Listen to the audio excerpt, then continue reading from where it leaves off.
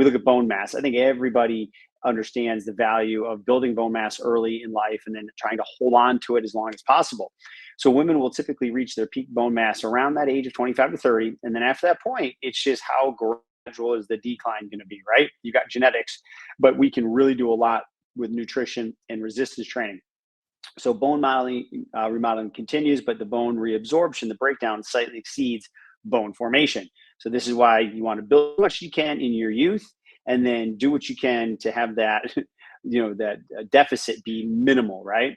And then of course you've got perimenopause and menopause. This is inevitable for all women at some point in their life.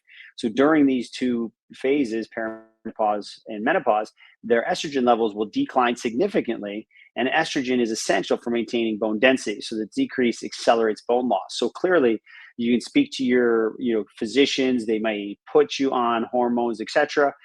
But at the end of the day, what you can control is how quickly you can, or how much bone mass you can build before you start to lose it, and then the resistance training to maintain it. And then you have postmenopause. So women can lose up to 20% of the bone density in the first 5 to 7 years after menopause. That's significant.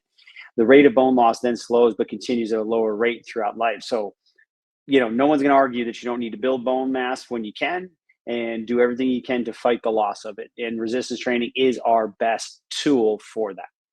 Well, and this is a really important information because depending on your population and the clientele that you work with, especially if it's a female population, this is going to happen. Unfortunately, it's going to happen to all of us if it hasn't already. And understanding that when somebody goes through postmenopause or they're going through menopause or whatever it is, even peri, and all of these declines start happening, if they start to look at their bone density levels, or their doctor does, they will sometimes come to you freaked out because they are at the beginning stages of osteopenia, which is a beginning stages of osteoporosis. And so knowing these statistics and being able to understand, okay, what does that mean? Well, it means they really need to be in there with you. This is what this means. We really want to work on bone density, and resistance training does help change those stats, definitely for the better.